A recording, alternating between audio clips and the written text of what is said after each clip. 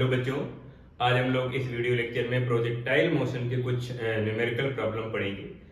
Projectile motion का ये तीसरा वीडियो लेक्चर है, थर्ड वीडियो लेक्चर है। पिछले दो वीडियो लेक्चर में हम लोग प्रोजेक्टाइल मोशन के डेरिवेशन, हाइट है, प्रोजेक्टाइल हाइट है, हॉरिजॉन्टल रेंज है, फ्लाइट ऑफ टाइम है, इक्वेशन है और कुछ एप्लीकेशन को पढ़ चुके हैं। इसमें हम कुछ न्यूमेरिकल प्रॉब्लम को पढ़ेंगे और समझते हैं कि प्रोजेक्टाइल मोशन को किस तरह से हम एक्सप्लेन करते हैं, समझते हैं, कैसे हम पहचान पाएंगे कि ये पार्टिकल, ये बॉडी प्रोजेक्टाइल मोशन कर रही है, ये लीनियर मोशन नहीं कर रही है, ये सर्कुलर मोशन नहीं कर रही है, ये केवल प्रोजेक्टाइल मोशन ही कर रही है। लेकिन किसी भी बॉडी के मोशन को डिफाइन करने के लिए, मोशन को एक्सप्लेन करने के लिए या इस बात का पता लगाने के लिए बॉडी ये रेस्ट पर है या मोशन पर है, हमारे पास फ्रेम ऑफ रेफरेंस का ज्ञान होना चाहिए। क्योंकि हम फ्रेम ऑफ रेफरेंस के बेस में बता पाएंगे कि ये बॉडी इस फ्रेम के लिए रेस्ट पर है और दूसरे फ्रेम के लिए वही बॉडी मोशन पर है, या इस फ्रेम के लिए बॉडी लीनियर मोशन कर रही है या प्रोजेक्टाइल मोशन कर रही है। इस बात को समझते हैं।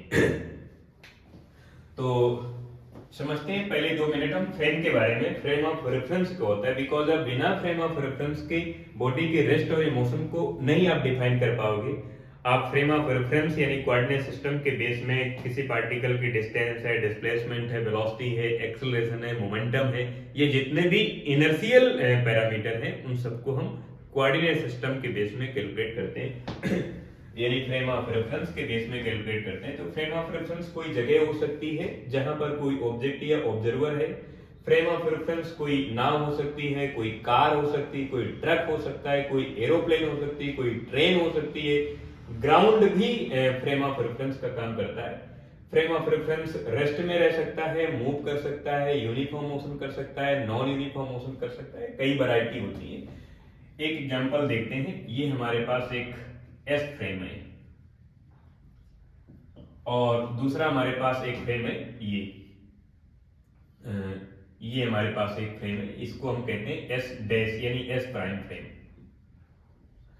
और ये फ्रेम जो एस फ्रेम है वो रेस्ट पर है, ये मोशन कर रहा है।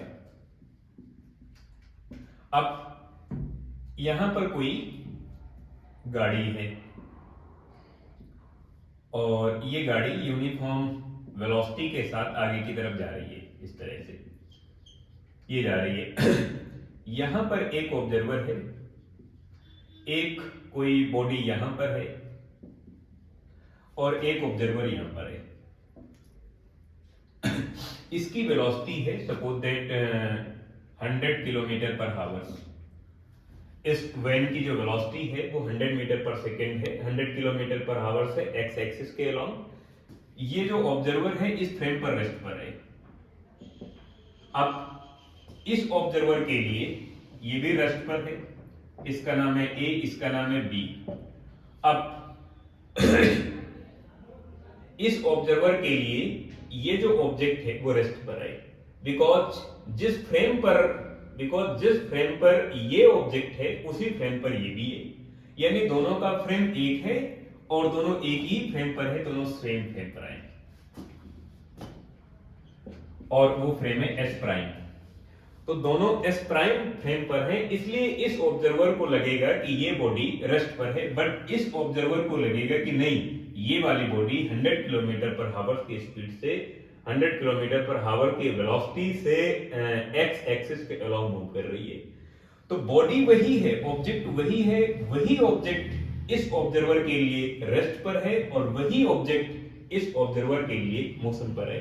किसी दूसरे ऑब्जेक्ट के लिए, किसी दूसरे ऑब्जर्वर के लिए यही ऑब्जेक्ट किसी दूसरे तरह से मोशन कर सकता है। जैसे इसके लिए लीनियर मोशन कर रहा है तो किसी दूसरे ऑब्जर्वर के लिए यही प्रोजेक्टाइल मोशन या किसी दूसरे तरह का मोशन कर सकता है, उसको ऐसा लग सकता है।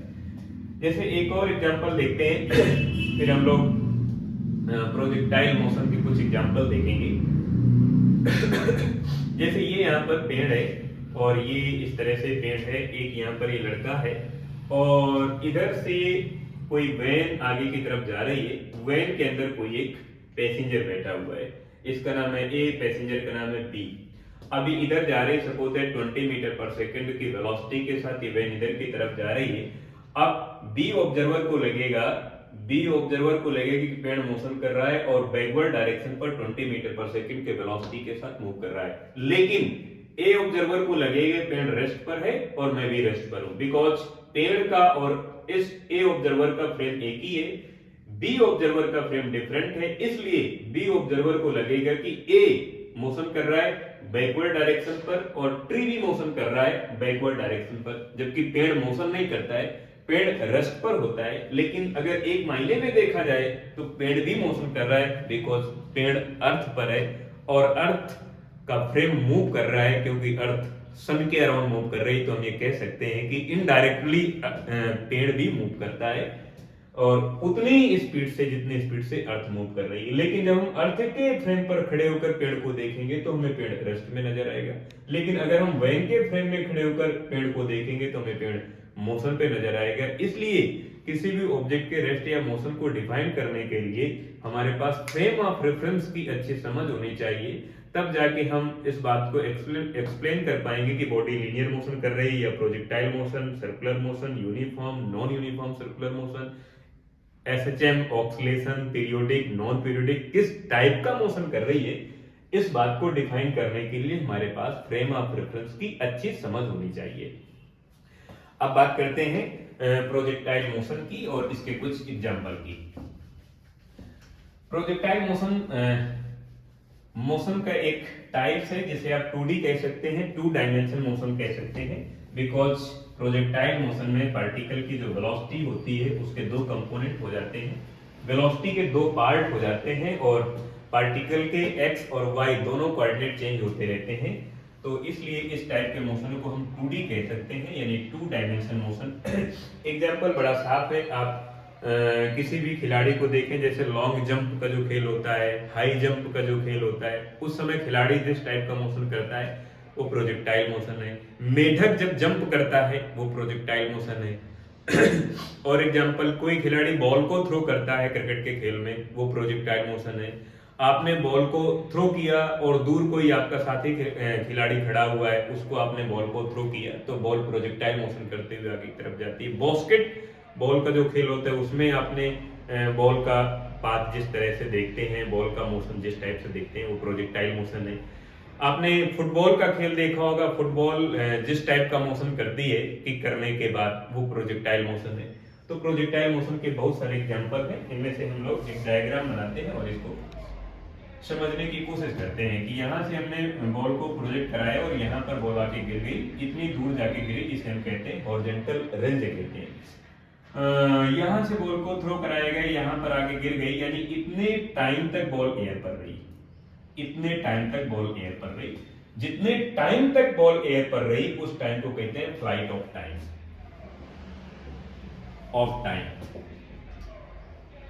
उसे कहते हैं फ्लाइट ऑफ टाइम। और फ्लाइट ऑफ टाइम की जो वैल्यू कैलकुलेट करते हैं t = 2u sin theta divide by g, और आप u sin थीटा को वर्टिकल वेलोसिटी कह सकते हैं, तो 2uy डिवाइड बाय g आप ऐसा कह सकते हैं।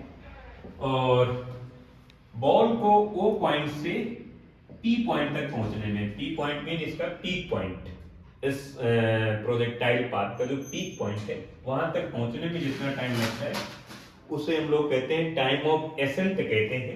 तो ये टाइम ऑफ एसेंट होता है, और उतना ही टाइम लगा नीचे तक आने में उसे आप टाइम ऑफ डिसेंट कहते हैं, और ये इक्वल होता है uy/g से, mean u sin theta divide by g, इस तरह से आप लिखेंगे। टोटल टाइम लिखेंगे तो TA time of ascent plus time of descent, तो इक्वल इतना हो जाएगा 2u sin theta by g हो जाएगा। तो इसे कहते हैं फ्लाइट ऑफ टाइम। आप इसे कैलकुलेट कर सकते हैं फर्स्ट इक्वेशन ऑफ मोशन से, मैंने इसको एक्सप्लेन किया है, आप फर्स्ट वीडियो लेक्चर देखें तो इसमें डिटेल से ये डेरिवेशन प्रूफ है। फिर इसके बाद दूसरी बात हमें पढ़ा करते हैं कितनी दूर तक ये गई बॉडी, तो दूर तक जाने के लिए इसे रेंज कहते हैं, तो range r = u² sin 2 theta divide by g, इस तरह से लिखते हैं। बॉल कितनी हाइट तक गई, इस हाइट को प्रोजेक्टाइल हाइट कहते हैं, third h = u² sin² theta divide by 2g, इस तरह से लिखते हैं। तो ये वैल्यू हो जाएगी, हमारे पास 3 पैरामीटर आते हैं इसमें। चौथा पैरामीटर इसमें आता है कि आफ्टर t टाइम जैसे मैंने t इक्वल टू 0 से यहाँ पर बॉल को प्रोजेक्ट कराया, तो after t time t equal to t पर इसका डिस्प्लेसमेंट कितना होगा? सपोज दैट यहाँ पर इसके कोऑर्डिनेट हो गए x एंड y हो गए after t time, because t equal to 0 पर मैंने बॉल को प्रोजेक्ट कराया एंड t टाइम के बाद पार्टिकल यहाँ पर आ गए, कुछ देर के बाद यहाँ पर आ जाए, कुछ देर के बाद यहाँ पर। सपोज दैट इसका फ्लाइट ऑफ टाइम है 10 सेकेंड है, और अगर इसका फ्लाइट ऑफ टाइम 10 सेकंड है तो 5 सेकंड में ये पीक पॉइंट पर पहुंच जाएगी, क्योंकि हाफ जर्नी तो कंप्लीट ही कर लेगी, बिकॉज टोटल टाइम है 10 सेकंड, तो हाफ टाइम पर हाफ जर्नी को कंप्लीट करेगी, तो हाफ पॉइंट पर यहाँ पर आ जाएगी पीक पॉइंट पर। और मैं कैलकुलेट करना हूँ 3 सेकंड पर, अगर मैं कैलकुलेट करना चाहता हूँ तो 3 सेकंड यहाँ पर होगा, तो ये कोऑर्डिनेट कितने होंगे? यानी एट टी टाइम पर एक्स एंड वाई कोऑर्डिनेट कितने होंगे? Coordinate of the body during projectile motion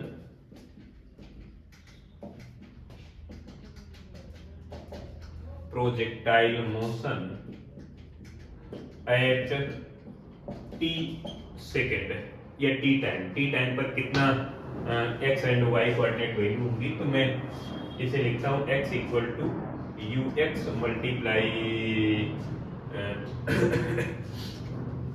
x equal to ux multiply t, यानी distance equal to velocity multiply time. और ux की वैल्यू आप अगर इसके कोऑर्डिनेट डिवाइड करते हैं तो यहाँ पर इसका कोऑर्डिनेट हो जाएगा ux equal to u cos theta. Mean projectile velocity u है, तो u के कंपोनेंट आप थीटा के रिस्पेक्ट में करेंगे तो इसका horizontal component ux cos theta हो जाएगा, and vertical component uy equal to u sine theta हो जाएगा। आप ux की वैल्यू पुट अप करेंगे तो u cos theta multiply t हो जाएगा। यहाँ से आप t की वैल्यू कैलकुलेट कर सकते हैं इजीली। एंड मैं अगर y कोऑर्डिनेट कैलकुलेट करना चाहता हूँ तो y कोऑर्डिनेट के लिए डेरिवेशन आप डिटेल से देख सकते हैं, बट यहाँ पर मैं डायरेक्ट रिजल्ट लिखूंगा y coordinate equal to x multiply tan theta minus gx square divide by 2u square cos square theta. इस तरह से आप ये रिजल्ट देख पाएंगे। अब मैं इसकी कुछ 2-4 न्यूमेरिकल प्रॉब्लम देखता हूं जो काफी फेमस है और एग्जाम में आती भी हैं, और स्टूडेंट के लिए डाउटफुल क्वेश्चन रहता है कि किस तरह से हम न्यूमेरिकल को कैलकुलेट करें। इनमें से सबसे पहले मैं थोड़ा सा एक इजी न्यूमेरिकल लेता हूं और उसे मैं कैलकुलेट करना आपको सिखाता हूं।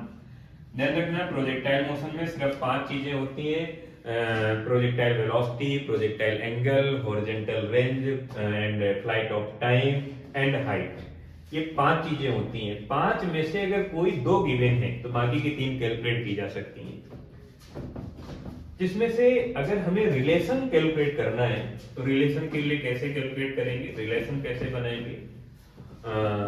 आपके पास फ्लाइट ऑफ टाइम का जो रिलेशन होता है t equal to 2u sine theta by g होता है, एंड रेंज का जो फार्मूला होता है u square sine 2 theta divide by g होता है, एंड हाइट का जो फार्मूला होता है प्रोजेक्टाइल हाइट का equal to u square sine square theta divide by 2g होता है। और डायग्राम में एक बार मैं आपको और क्लियर कर देता हूं कि ये हमारे पास रेंज होती है जहां से हमने पार्टिकल को थ्रो कराया, प्रोजेक्ट कराया, और जहां पर जाके पार्टिकल गिर गया इस डिस्टेंस को हम रेंज कहते हैं। एंड ये हो गई हाइट, हो गई मैक्सिमम हाइट हो गई। कई बार स्टूडेंट एक गलती कर देते हैं कि मैक्सिमम हाइट के लिए थीटा की वैल्यू 90 डिग्री होना चाहिए। बात सही है, 90 डिग्री होना चाहिए, बट अगर 90 डिग्री अगर आप इसमें लेते हो और बॉल को 90 डिग्री से आप थ्रो कराते हैं तो बॉल 90 डिग्री से तो चली तो जाएगी, ये बॉल वर्टिकल अपवर्ड जा तो रही है, बट इसी पाथ से वापस आ जाएगी, माने ऐसे आ जाएगी। ऐसे आप थ्रो कराएंगे तो ऐसे घूम कर आ जाएगी। अब कौन सा भैया प्रोजेक्टाइल मोशन यहाँ पर हो रहा है?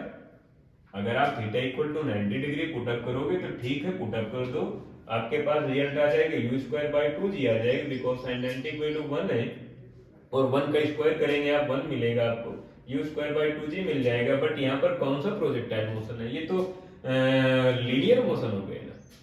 तो ध्यान रखना, ये गलती नहीं करना है। मैक्सिमम हाइट का यही फार्मूला है, थीटा की वैल्यू आप 90 डिग्री नहीं पुटअप करेंगे। अगर 90 डिग्री पुटअप करेंगे तो मैक्सिमम हाइट तो मिलेगी, बट वो प्रोजेक्टाइल मोशन की मैक्सिमम हाइट नहीं है, वो लीनियर मोशन की मैक्सिमम हाइट है। इस बात का आपको ध्यान रखना है। और विशेषकर इस बात को भी कि थीटा की वैल्यू 0 से ज्यादा होना चाहिए और 90 डिग्री से कम होना चाहिए फॉर प्रोजेक्टाइल मोशन। अगर थीटा की वैल्यू 90 डिग्री हो गई तो वर्टिकल मोशन होगा, वर्टिकल लीनियर मोशन होगा, एंड थीटा की वैल्यू अगर 0 डिग्री हो गई तो हॉरिजॉन्टल मोशन होगा। अगर मैं थीटा की वैल्यू 0 डिग्री ले लेता हूं तो आप खुद समझे कि पार्टिकल, ये जो बॉल है, फुटबॉल है, इस टाइप का लीनियर मोशन करेगी और बॉल फाइनली यहां पर आ जाएगी। No horizontal motion, sorry, no projectile motion, कोई वर्टिकल मोशन नहीं हो रहा है, कोई प्रोजेक्टाइल मोशन हो रहा है, केवल हॉरिजॉन्टल मोशन हो रहा है, केवल हॉरिजॉन्टल मोशन हो रहा है। अगर आप दूसरी कंडीशन को देखें जिसमें से थीटा की वैल्यू आपको 90 डिग्री पुट अप करना है तो कर दें, कोई बुराई नहीं है, लेकिन बुराई उस जगह पर हो जाएगी जब आप इसे कहेंगे कि ये प्रोजेक्टाइल मोशन है। प्रोजेक्टाइल मोशन किस बात का भाई, कि जब ये पार्टिकल इस टाइप से जा रहा है और बिल्कुल ऊपर गया और इसी पाथ से वापस हो गया, यहां पर बॉल आई और वापस नीचे आ गई, तो यहां पर किस टाइप का मोशन हो रहा है? कोई प्रोजेक्टाइल मोशन नहीं, ये वर्टिकल मोशन है, वर्टिकल मोशन, वर्टिकल मोशन। यहां पर हॉरिजॉन्टल लीनियर मोशन है, यहां पर वर्टिकल लीनियर मोशन है। बॉल को आप इस टाइप से थ्रो करा रहे हैं, इस टाइप से।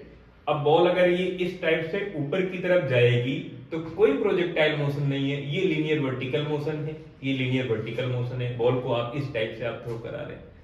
बॉल को प्रोजेक्टाइल मोशन कराने के लिए थीटा की वैल्यू मस्ट है कि 0 से ज्यादा और 90 से कम ही होना चाहिए।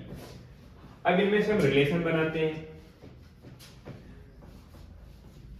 इन तीनों एप्लीकेशन में एक साथ। अगर रिलेशन बनाने की कोशिश करें तो एक बार हम रिलेशन बनाते हैं,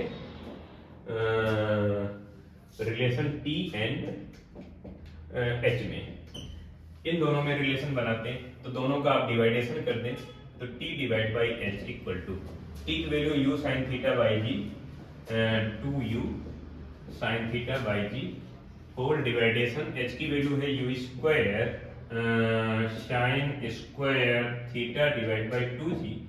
अब जो कैंसिल आउट होना है उसको कैंसिल आउट कर देंगे, u से u कैंसिल आउट हो जाएगा एंड 2g ऊपर चला जाएगा, तो मैं लिखूंगा t by H equal to, जो कैंसिल आउट होगा इधर 2 एंड 2 ये 4 हो जाएगा तो 4, और साइन थीटा से साइन थीटा कैंसिल आउट हो जाएगा तो केवल 2 बचेगा एंड g से g कैंसिल आउट हो जाएगा तो ऊपर केवल 4 बचेगा और नीचे हमारे पास केवल u बचेगा एंड साइन थीटा बचेगा, तो u साइन थीटा इतनी हमारे पास वैल्यू आ गई।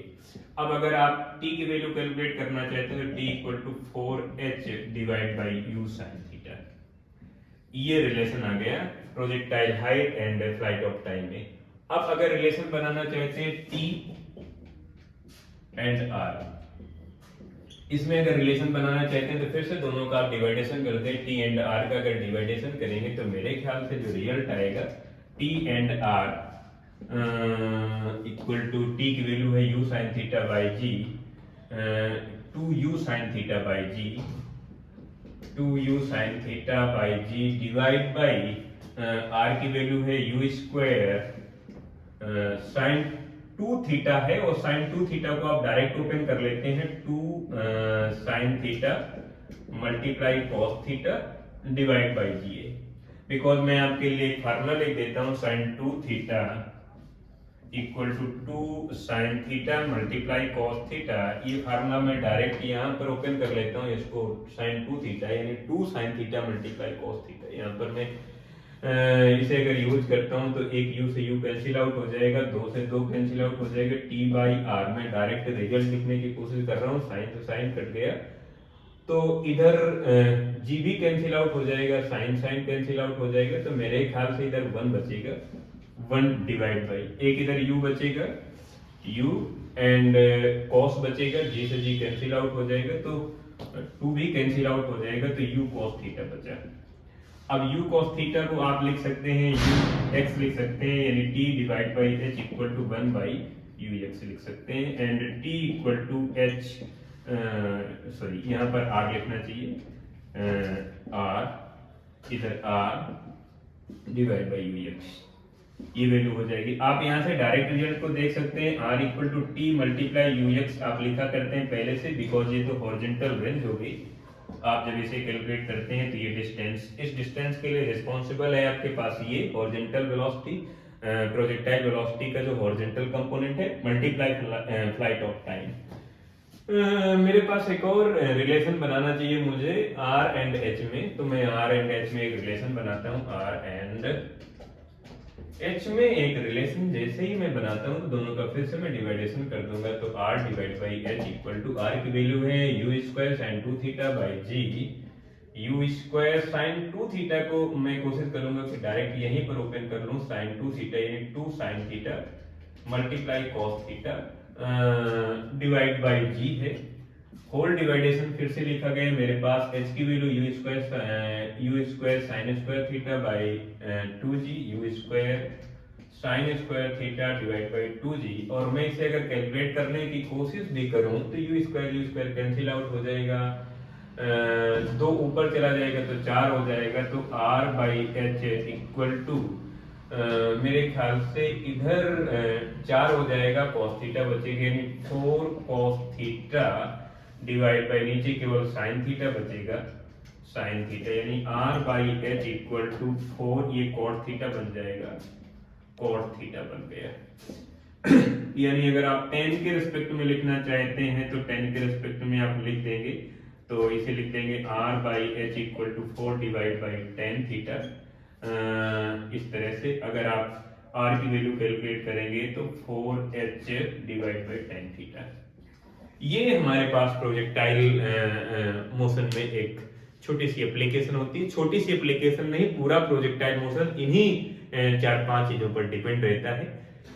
मेरी सलाह आपके लिए यही है कि जब कभी भी आप मोशन को पढ़ें, समझें, जानें, तो उससे पहले आपको फ्रेम ऑफ रेफरेंस की अच्छी समझ होनी चाहिए, अदरवाइज आप मोशन को एक्सप्लेन नहीं कर पाएंगे, ये समझ ही नहीं पाएंगे कि ये पार्टिकल रेस्ट पर है, मोशन पर है, बिकॉज यहाँ पर सब कुछ रिलेटिव है, सब कुछ मोशन कर रहा है, और हर एक ऑब्जेक्ट एक दूसरे के रेस्पेक्ट में मोशन कर रहा है, और हर एक बॉडी रिलेटिव मोशन कर रही है, कोई बॉडी एब्सोल्यूट मोशन नहीं कर रही। इसलिए मोशन या रेस्ट को एक्सप्लेन करने के लिए हमारे पास फ्रेम की समझ अच्छी होनी चाहिए। फ्रेम ऑफ रेफरेंस के बारे में डिटेल में एक अलग से वीडियो लेक्चर बनाएंगे जब हम लॉ ऑफ मोशन पढ़ेंगे, न्यूटन्स की एप्लीकेशन पढ़ेंगे। यहाँ पर हम लोग इतना ही पढ़ेंगे, प्रोजेक्टाइल मोशन की कुछ एप्लीकेशन।